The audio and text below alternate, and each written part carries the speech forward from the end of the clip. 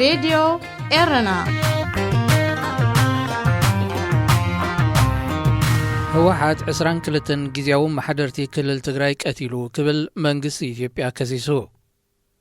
ብድኽነት ኩናትን ድሕረትን እትሕመስ ዘላ ኣፍሪቃ መዓልቲ ኣህጉር ኣፍሪቃ ዘኪራ ፕሬዚደንት ጅቡቲ ሓድሽ መንግስቲ ሰቂሙ ኣርሳት ዜና ክትከታተሉ ጸኒሕኩም ክቡራት ሰማዕትና ዝርዝራቱ ይቕጽል ህወሓት ን22 ጊዜያዊ ማሕደርቲ ክልል ትግራይ ቀቲሉ ክብል ብመንግስቲ ንዝተመዘ ኣጻራይ ሓበሬታ ህጹጽ እዋን ብምጥቃስ ኣገልግሎት ዜናታ ሃገር ገሊጹ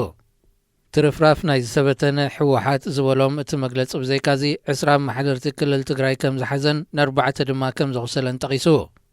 መንግስቲ ኢትዮጵያ ነዚ ክሲ ዘቕርብ ዘሎ ሓይልታቱ ምስ ሰራዊት መንግስቲ ኤርትራ ብምዃን ናብ ከባቢ ሽረ ኣብ ዝርከብ ጊዜያዊ መዕቆቢ ብሰንኪ ኩናት ዝተመዛበሉ ኣማይት ተወላዶ ትግራይ ከም ዝኣሰሩ ኣብ ዝውቀሰሉ ዘሎ እዋን እዮም ኩናት ትግራይ ኣብ ሕዳር 2020 ድሕሪ ምውልዑ ቀዳማይ ሚኒስትር ኣብይ ኣሕመድ ኣብ ሳልሳይ ሰሙኑ እቲ ኩናት ከም ዝተዛዘመ ይገሊጹ ይኹን እምበር እቲ ኩናት 6 ወርሒ ዝመልኣሉ ብቐሊሉ ዘይዓርፍን ኣሸጋሪ ምዃኑን እቲ ቀዳማይ ሚኒስትር ንባይቶታ ሃገር ኣመልኪቱ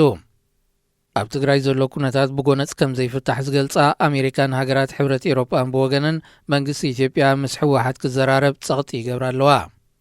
ክልቲኦም ወገናት ንምቅራብ መታን ክከኣል ድማ ከም ቀዳማይ ስጉምቲ ክውሰድ ኣለዎ ብምባል ዘስምራሉ ሰራዊት ኤርትራ ካብ ትግራይ ክወፅእ እዩ መንግስቲ ኢትዮጵያ ግና ምስቲ ኣሸባሪ ክብል ዝገልጾ ህወሓት ከም ዘይዘራረብ ብምጥቃስ ሓያላን ሃገራት ኢዱ ብምጥዋይ ኣብ ውሽጣዊ ጉዳያቱ ከስገድዶ ይፍትን ኣለዋ ክብል ኣብ ዘውፅኦ ወግዓዊ መግለጺ ተቃዊሙ 25 ግንቦት መዓልቲ ኣህጉር ኣፍሪቃ ተዘኪሩ መዓልቲ ኣህጉር ኣፍሪቃ ዝኽሪ ናይቲ ኣብ 25 ግንቦት 1963 ኣቐዲመን ናጽነትን ተጎናጺፈን ዝነበራ 32 ሃገራት ኣፍሪቃ ውድብ ሓድነት ኣፍሪቃ ንምዃም ኣብ ኣዲስ ኣበባ ስምምዕ ዝኸተማሉ ዕለት እዩ ኣብዚ እዋን እዚ ናጽነትን ዝተጎናጸፋ 54 ሃገራት ዝሓቖፈት ኣህጉር ኣፍሪቃ ነቲ ቅድሚ 58 ዓመታት ዝተኸተመ ምትእኻብ ኣብ እትዝክረሉ ዘላ እዋን ኣብ ማሊ ወተሃደራዊ ዕልዋ ኣብ ኢትዮጵያ ኩናትን ቀቢላዊ ግጭታትን ኤርትራ ኣብ እትርከበን ብውሕዲ 8 ሃገራት ንልዕሊ 25 ዓመታት ዝቐጸለ ምልክን ምግሃስ መሰላት ደቂ ሰብን ዳርጋ ኣብ ኩለን ሃገራት ኣፍሪቃ ድማ ዘይበቕዑ ምሕደራ ድኽነትን ድሕረትን ከተወግድ ኣይከኣለትን ኣብ 2002 ንውድብ ሓድነት ኣፍሪቃ ዝተክአ ሕብረት ኣፍሪቃውን እንተኾነ ኣብዛ ሃገር ንዘሎ ሰኣን ብቑዕ ምሕደራን ዝኽሰት ጸገማት ክፈትሕ ይኹን ብዶብን ካልእን ዝተሰሓባ ሃገራት ናይዛ ሃገር ከቀራርብ ፖለቲካዊ ቁጠባውን ወተሃደራውን ዓቕሚ ኣብ ርእሲ ዘይምህላው መሳርሒ ናይተን መወልቲ ዝኾና ከም ሕብራት ሃገራትን ሕብረት ኤውሮጳን ዝኣመሰላ ትካላት ምዃኑ እዩ ዝንቀፍ 1.3 ቢልዮን ዝግመት ብዝሒ ህዝቢ ዘለዎ ኣህጉር ኣፍሪቃ ዝበዝሐ ካብኡ ኣብ ትሕቲ መስመር ድኽነት ዝነብርን ከም ትምህርቲ ጥዕና ጽሩይ ዝስተ ማይን መራኸቢታትን ዝኣመሰለ መሰረታዊ ማሕበራዊ ኣገልግሎታት ዝተሓረሞን እዩ ኣብዚ ዓለምና ኮሮና ቫይረስ ንምምካት ተካይዶ ዘላ ከም ክታበት ዝኣመሰለ ስነ ፍልጠታውን ቁጠባውን ርብርብ ድማ ኣህጉር ኣፍሪቃ ንበይና ተገሊላ ተጸባይት ናይ ግዳም ሓገዝ ኮይና ትቕጽላላ ኣብ ርእሲ እዚ ዳርጋ ኩለን ሃገራት ናይዛ ሃገር ንዓሰርታት ዓመታት ክልቅሖ ዝጸንሓ ቢልዮናት ዶላራት ዝግመት ዕዳ ንቁጠባዊ ሕዌተን ሓኒቑ ሒዝወን ከም ዘሎ ተንተንቲ ይረድኡ ኣብ ዝሓለፈ ወርሒ ሚያዝያ ኣብ ዝተኻየደ ምርጫ 97.4 ሚእታዊት ናይ ድጋፍ ድምፂ ብምርካብ ንሓምሻይ እዋኑ ኣብ ስልጣን ንምቕጻል ዝሓለፈ ሰሙን ቃለ መሓላ ዝፈጸመ ፕሬዚደንት ጅቡቲ እስማዒል ዑመር ገለ ሓድሽ መንግስቲ ሰቂሙ እቲ ካብ 24 ግንቦታት ሒዙ ቆይሙ ዘሎ ሓድሽ መንግስቲ መብዛሕትኦም ኣብ ስልጣን ዝነበሩ 24 ኣባላት ካቢነ ሚኒስትራት ኣብ ዝነበርዎ ጽፍሒ ዘቐጸለ ኮይኑ ክልተ ሓደሽቲ ጽፍሕታት ወሲኹ ን22 ዓመታት ፕሬዚደንት ጅቡቲ ዘሎ እስማዒል ዑመር ገለ ኣብዚ ንተወሳኺ 5 ዓመታት ዝቕጽል ስልጣኑ ፖለቲካዊ ይኹን ቁጠባዊ ምቅያራት ንምትእታው መደብ ከም ዘይብሉ ኣቐዲሙ ክጥቀስ ጸኒሑ እዩ ዜና ኣብዚ ይፍጸም እዚ راديو إيرنا ድምፂ ራድዮ ኤረና እዩ ዳግማይ ሰላምታና ተቐበሉ ክቡራት ተኸታተልቲ ካብ ዝቐጺሉ ዕላል ናጽነት ብዝብል ኣርእስቲ ብስኒት ማሕረስ ዝተዳለወ ጽሑፍ ከነቕርበልኩም ኢና እዚ ትሕዝቶ እዚ ኣቐዲሙ ተፈንዩ ከም ዝነበረ ብትሕትና ንሕብር እዚ راديو إيرنا ድምፂ ራድዮ ኤረና እዩ እዛ ዝሓለፍናያ ሰሙን ብጽምብላት በዓል ናጽነትን ምስኡ ብዝተሓሓዝ ኣርእስቲ ዘበገሶ ክትዕ መብዛሕትና ኤርትራውያን ነቲ ንቡር ህይወትና ስራሕ ወሲኽናሉ ቐኒና ኣብ ኤርትራን ወፃእን ብመንግስቲ ኤርትራ ዝተወደቡ ጽምብላት ናጽነት ቁልጡፍ ግዳማዊ መለለይ ኣለዎም ኣብ ባንዴራ ኤርትራ ዘሎ ቀይሕ ሕብሪ ነቲ ካልእ ሕብርታት እቲ ባንዴራ ዓብሊሉ ቀልጢፉ ዓይንኻ ንኽትዕርፈሉ ይዕድም ኣብቲ ውራያት ዝበዝሐ ቁጽሪ ዘለወንን ንጡፋት ተላሃይትን ቁኑናት ስሉማት ደቂ ኣንስትዮ እየን ነዘን ክሪአን ዝቕነኹ ኣብ ነፍሲ ወከፍ ዳሳት ዝነበራ ምዕሩጋት ደቂ ኣንስትዮን እቲ ቀይሕ ሕብሪ ናይቲ ባንዴራን ብኣእምሮይ ኣልየ ነቲ በዓል ናጽነት ብስእለ ኣእምሮይ ክሪኦ ፈተንኩ እተን ደቂ ኣንስትዮ ምስ ኣለኽወን ጥራይ እቲ ዳስ ቀዳመ ሰንበት ወራይ ዝሓለፎ ሃገርገር ዝብል ዳስ መርዓ መሲሉ ሶኒ ንጎ ኮይኑ ንምፍራስ ዝጽበ ስርሑ ዝወድእ ቦታ ተቐየረ ሓሲበየ ዝነበርኩ ቅድም ነተን ደቂ ኣንስትዮ ድሓር ከዓ ነቲ ባንዴራ ኣልየ እቲ ዳሳት ናጽነት እንታይ ከም ዝመስል ንምርኣይ ነበረ መጀመርያ ነተን ደቂ ኣንስትዮ ምስ ኣለኽወን ግን እቲ ባንዴራ እውን ምስአን ተዓዚሩ ሰኣንክዎ እቶም ኣብቲ ዳሳት ዝነበሩ ቈልዑ ድማ ምስተን ደቂ ኣንስትዮ ከም ዝወፁ ዘይሓሰብ ኩሉ ዝነበርኩ ነበረ ኮነ ኢለ ከም ዘይገበርክዎ በቲ ውፅኢት ሰንበድኩ እቶም ኣብቲ ዳስ ዝተረፉ ደቂ ተባዕትዮ ካብ መጓስኦም ከም ዝተገረዙ ጥሪት ብሪግሪግ በሉ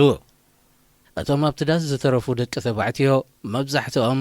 ኣብቲ ደቂ ደቆም ዝጻወትሉ ናይ ዕድመ ጸጋ ዝርከቡ እኳ እንትኾኑ እቶም ቈልዑ ግን ምስተን ደቂ ኣንስትዮ ኸይዶም እዮም ኣበይ ኣለዉ እቶም ኣጓብዝ ሓዊ ዝጨኑ መንእሰይ ዘይዘለሉ ዳስ ደኣ እንታይ ዓይነት ዳስ እዩ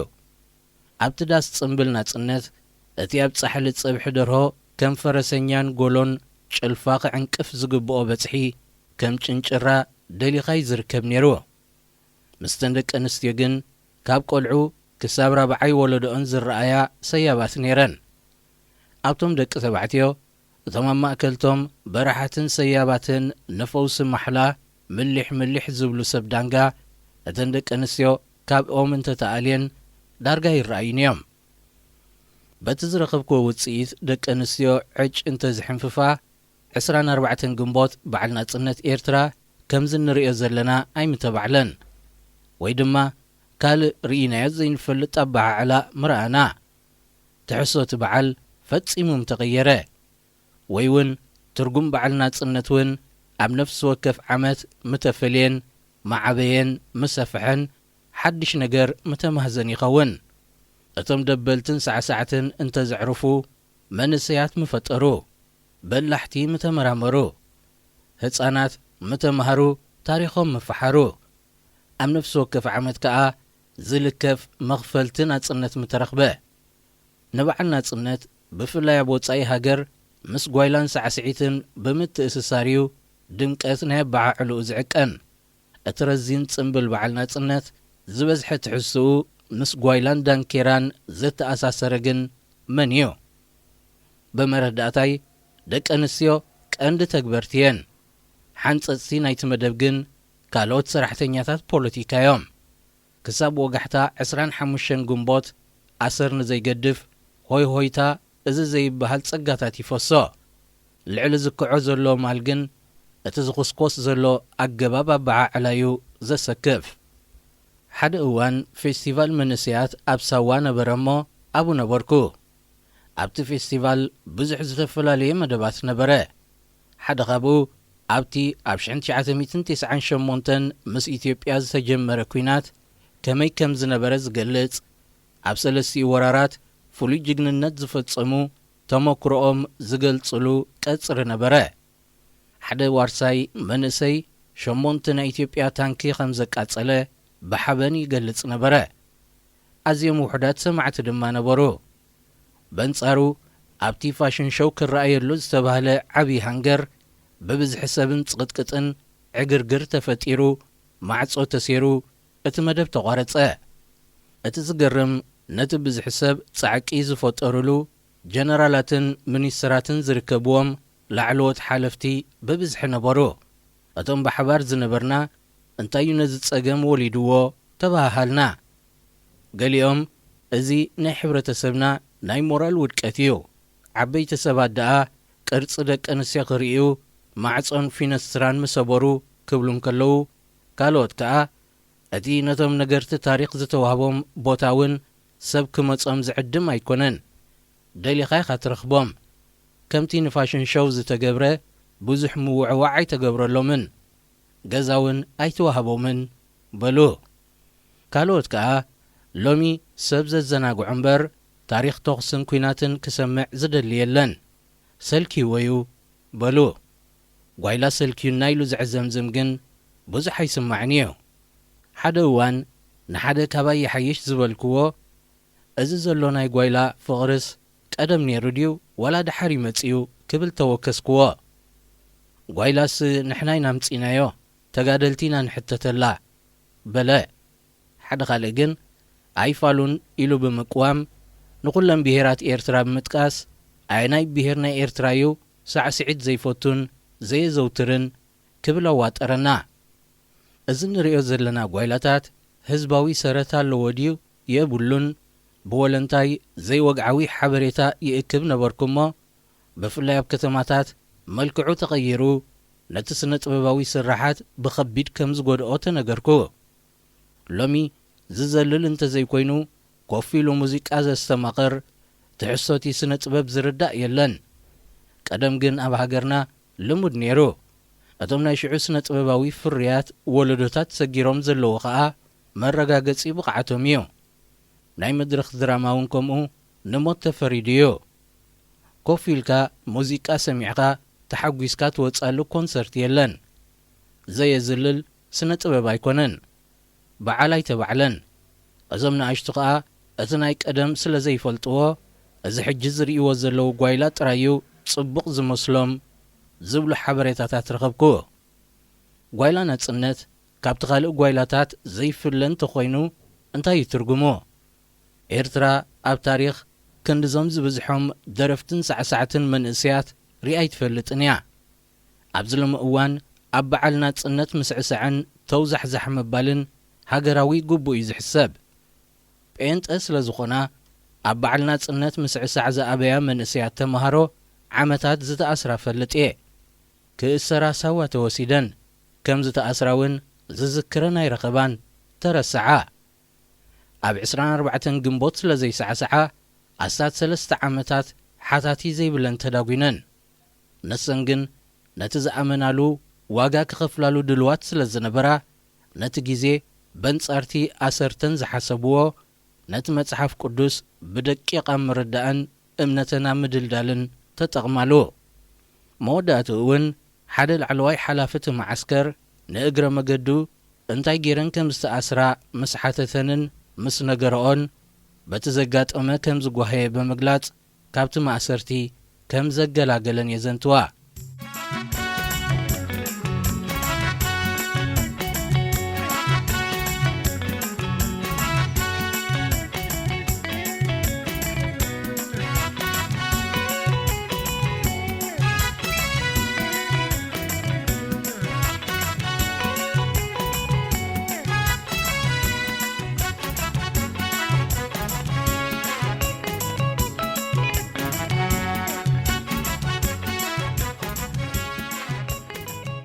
ሓደ እዋን ኣብ ሓደ ኣኺባ ተጸዊዐ ኸድኩ ዕላማት ኣኺባ ንበዓል ናጽነት ዝኸውን መደባት ንምድላው ሓሳባት ንምእካብ ምዃኑ ተገልጸልና እቲ ዝተኣከበ ሰብ ብዙሕ ስለ ዘይነበረ ዳርጋ ኩሉ ዝተዓደመ ተዛረበ ተራይ በጽሐ ሕዝቢ ንበዓል ናጽነት ከመይ ከብዕሎ ከም ዝደሊ ስለ ዘይንፈልጥ ኣብ ሬድዮ ጋዜጣ ቴሌቪዥን ንኹሉ ኣብ ውሽጥን ወፃእን ዘሎ ህዝቢ ዕድመ ይቕረብ እሞ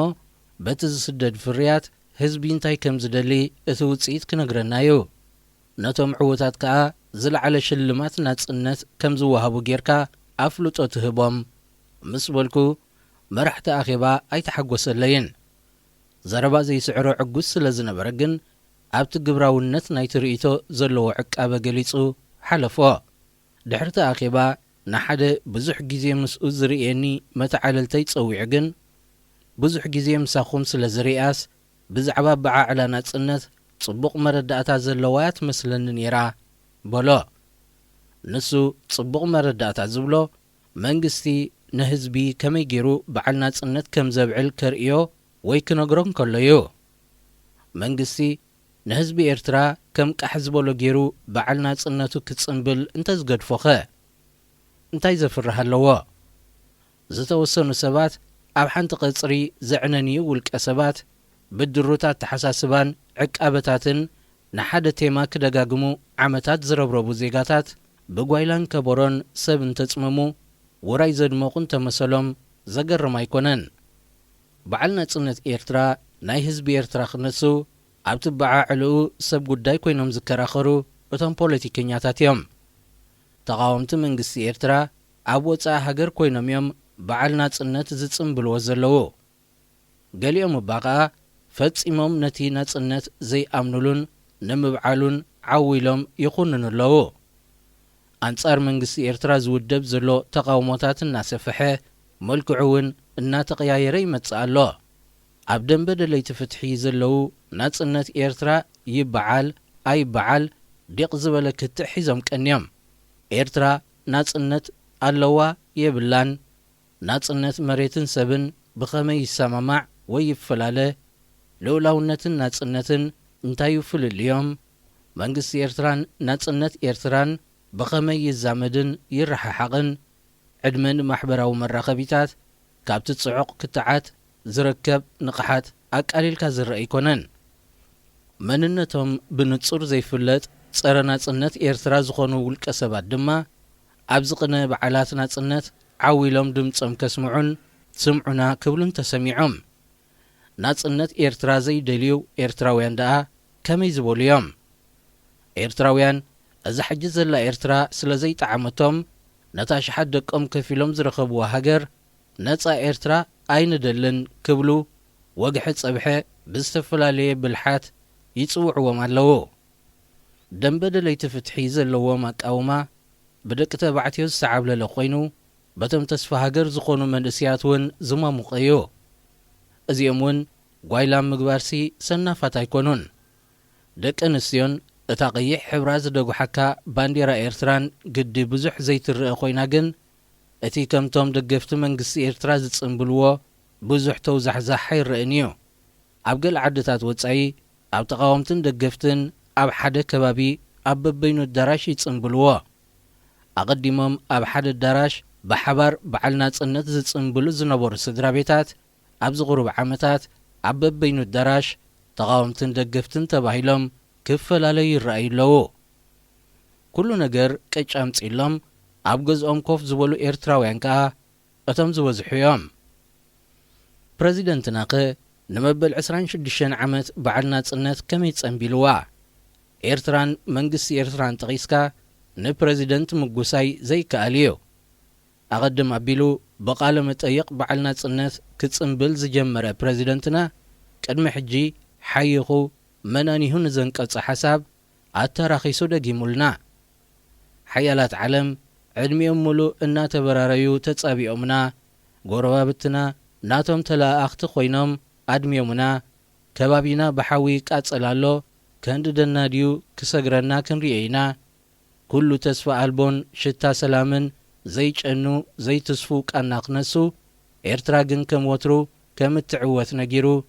ከረጋጋአና ፈቲኑ። ኣብቲ ኤርትራን ግብፅን ጀሚረንኦ ዘለዋ ምውቕ ዝበለ ዝምድና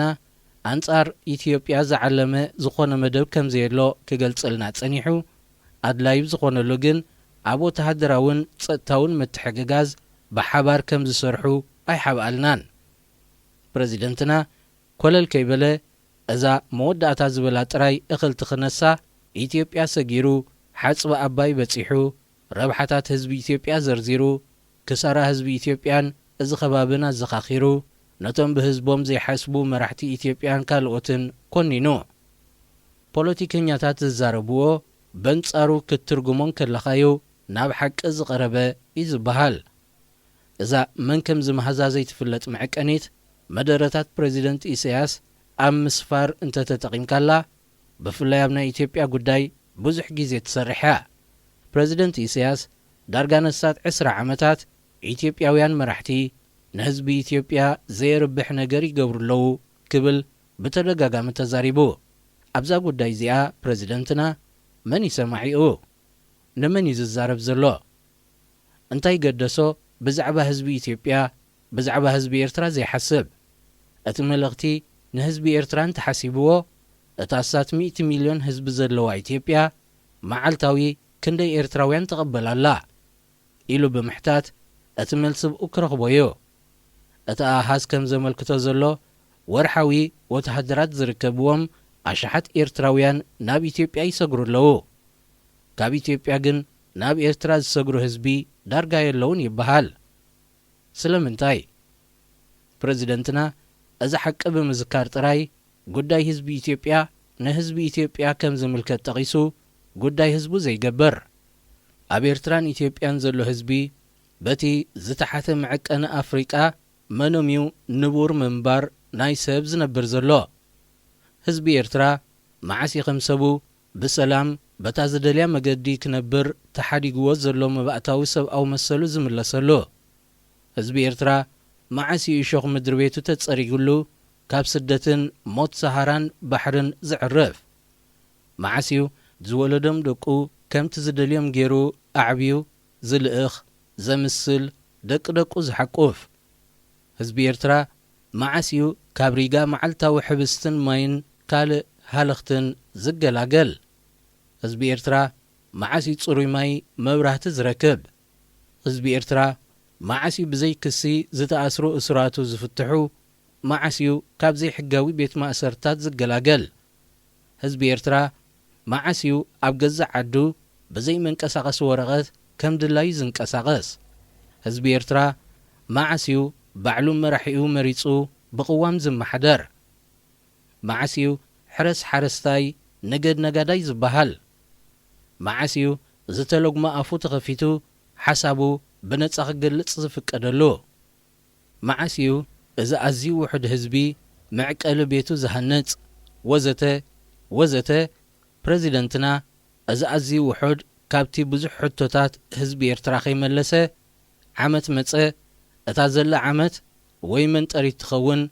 ወይ መሰጋገሪት ትስመ ሓንሳብ ባይታ ዝንጸፈላ ትኸውን ሎም ዓመት ከዓ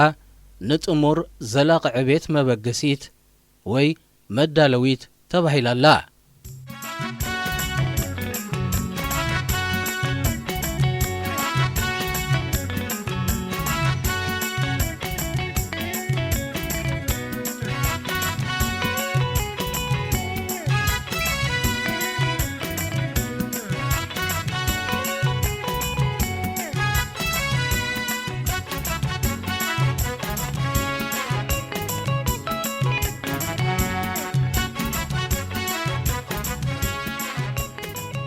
ይውሓዱ ይብዝሑ ኣብ ዓድና ዲፕሎማሰኛታት ኣለዉ መብዛሕትኦም ሚልዮናት ህዝቢ ዝደልይዎ ረኺቦም ዝቕመጡለን ሃገራት ዘይኮነ ከተማታት እዮም ዝፈልጡ ንህዝቢ ኤርትራን ናብ ርኡንስ ብኸመይ ኮኑ ይገልጽዎ ኾኑ ነዚ ናይ ወርቅን ወደብን ኣታዊ ዘለዎ ኣዝዩ ውሕድ ህዝቢ ኣብ ማይን መብራህትን ዘይብላ ጸልማት ርእሰ ከተማ ክነብር ክርእይዎ እንከለውስ እንታይ ኢሎም ኮን ብዛዕባኡ ይስንዱ ይህልው ካብ ቆልዓ ክሳብ ሽማግለ ህዝባ ገዲፍዋ ዝስደድ ሃገር ዝመርሕ ዘሎ ፕሬዚደንትና ኣብ ቅድሚ ከምዚኦም ዝኣመሰሉ ጋይሽ ይስከፍ ደኸውን ወይ እውን ነቲ ብሰንኮምዩ ህዝቢ ዝስደድ ዘሎ ዝብሎ ናይ ባሕቂ ኣሚንዎ ዝስምዖ ናይ ሕልና ወቐሳ የብሉን ሓደ ግዜ ኣብ ኤርትራ ዘለዉ ገበርትን ሓደግትን ነቲ ንምድንጋር ዝብልዎ ምስ ደጋገምዎ ናይ ባሕቂ ይኣምንዎ ኸይኮኑ የጠራጥር እዩ ሚኒስተር ፍትሒ ወይዘሮ ፎዚያ ሃሽም ንጉዳይ ፍትሕን ትግባሪኡን ኣመልኪታ ኣብ ዝሃበቶ ሓበሬታ ንሕና ንህዝቢ ክንብሎ ዘይኮነ ህዝቢ ብዛዕባ ፍትሒ እንታይ ይብላለዩ ዘገድስ ኢላስ እዛ ዘረባ ተቦጥቁ ኢላ ወይ ሃይላይት ተጌራ ክትደጋገም ቀንያ ህዝቢ ኤርትራ ኣብ ጉዳይ ፍትሒ ንመንግስቲ ኤርትራ ዓኽጡፍ ከም ዝበሎስ ሚኒስተር ፍትሒ ወይዘሮ ፎዚያ ሃሽም ኣይትፈልጥን እያ ማለት ድዩ ወይስ ተሽካዕልልያ ነይራ እቲ ኣብ ከባቢ ስመራን ኣብ ውሽጢ ስመራን ካልኦት ዞባታትን ብጀነራላት ዝመሓደር ኣሽሓት መንእስያት ኤርትራውያን ወለድን ዘማስን ዘሎ ጎዳጉድን ኮንተይነራትን ደሃዩ የብላ እንድያ ኾይና ግብረ መልሲ ናይ ህዝቢ ክትሰምዕ ትደሊ ዘላ ወይስ ነዘይምልከተኒ ኣይሕተተሉን እየ ባህሊት እያ። እቲ ኣሽሓት ካብ ህፃን ክሳብ ሽማግለ ዓዱ ገዲፉ ዝወፅእ ዘሎ ህዝቢ ካብ ዓዲ ፍትሒ እንታይ የህድሞሎ ኢላ ንነፍሳ ዘይተሓትት ሚኒስትሪ ፍትሒ ኣብቶም ጉዳያት ስድራ ቤት ውርሻን መሬትን ሕጊ ክምህር ከጽድቕ ኣብ ዝብል ዓንኬል ዕንክሊል ክብል እንከሎ ህዝቢ ኤርትራ ግን ልዕሊ ሕጊ ብዝኾኑ ሰብ ጊዜ እናተኣስረ እናሓቐቐ እናጸነተ ንብረቱ እናተዘምተ እግሩ ናብ ዝመርሖ እናሃደመ ቤት ጽሕፈት ሕጊ ከፊቱ ስቕ ኢሉ ይርኢ ኣሎ። እዚ ሬድዮ ኤረና ድምፂ ራድዮ ኤረና እዩ። ክብራት ሰማዕትና ካብ ዝቐፂሉ ዝቐርበልኩም ኣቶ መስፍን ሓጎስ ብኣጋጣሚ 24 ግንቦት መዓልቲ ናጽነት ኤርትራ መልኪቱ ዘመሓላለፎ መልእኽቲ ክኸውን እዩ። ሰናይ ምክትታል። ሬድዮ ኤረና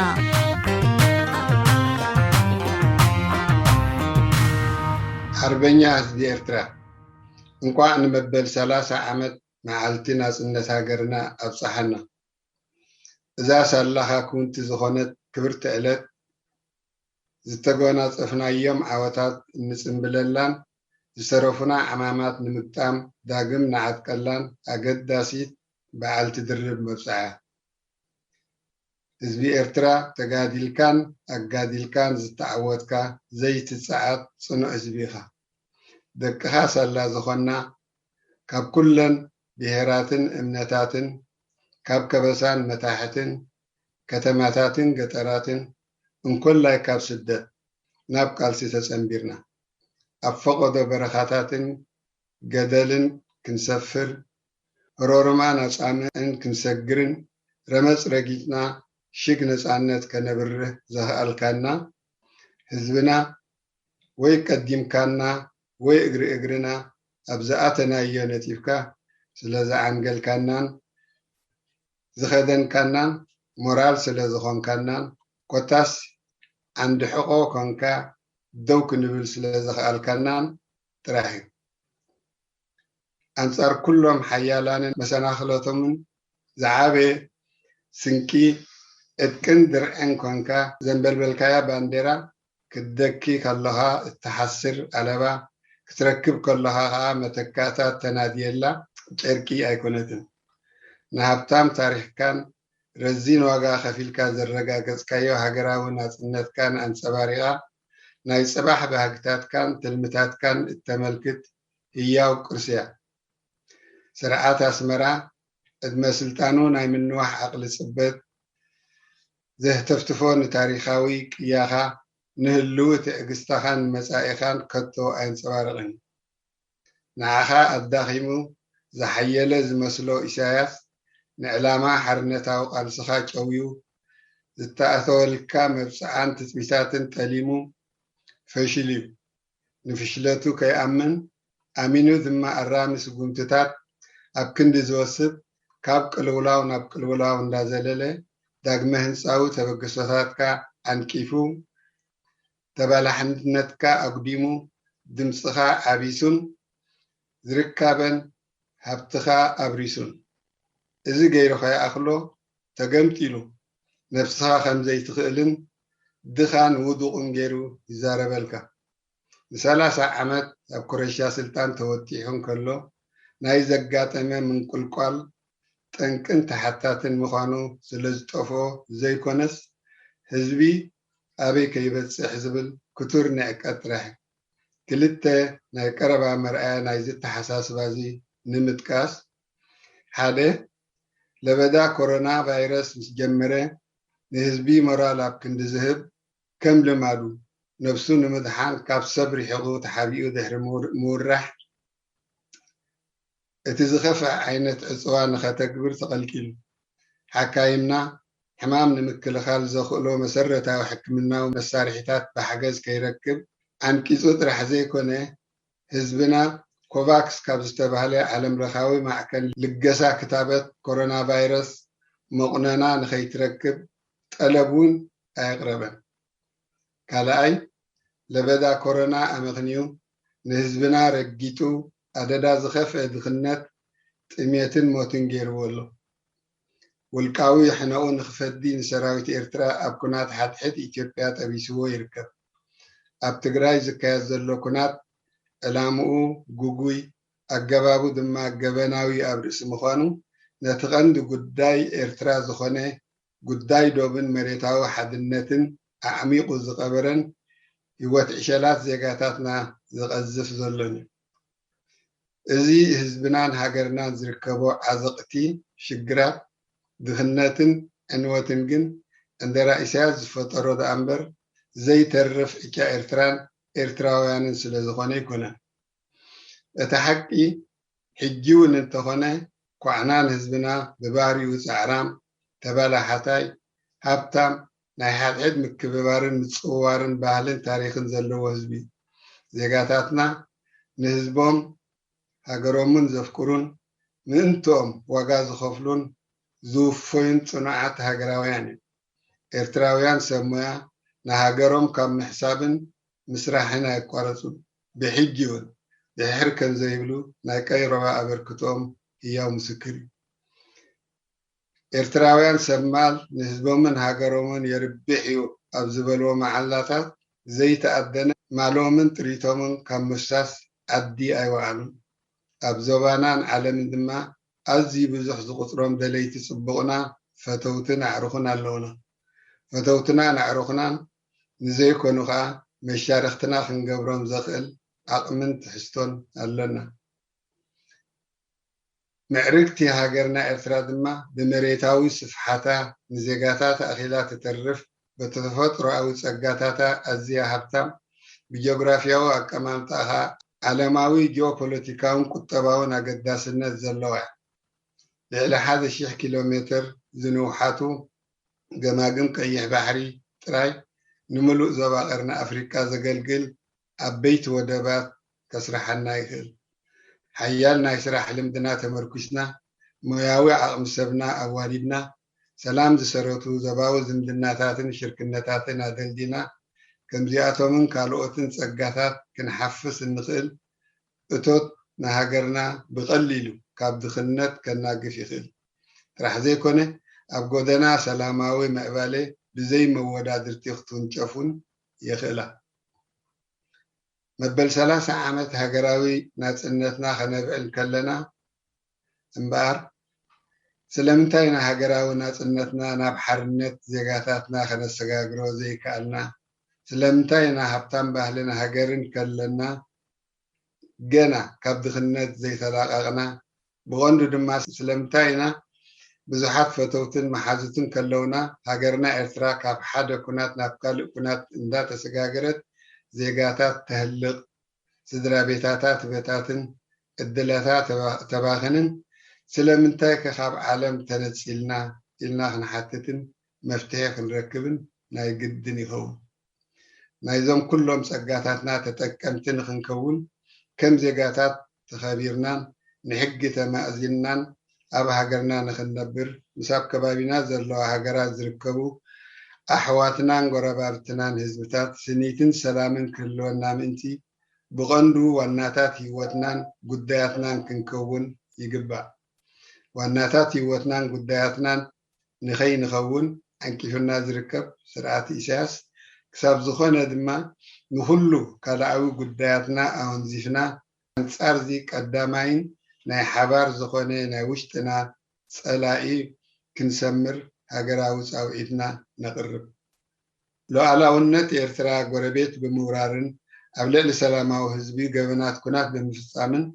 ኣብ ሓደጋ ይኣቱ እምበር ኣይክበርን እዩ ናይ ብሓቂ ኣብ ጎኒ ሰራዊት ኤርትራ ደው ንብል እንተኾንና ሰራዊትና ብቅጽበት ካብ ኢትዮጵያ ወፂኡ ናብ መሬቱ ይመለስ ክንብል ይግባእ መቃልስትናን ብጾትናን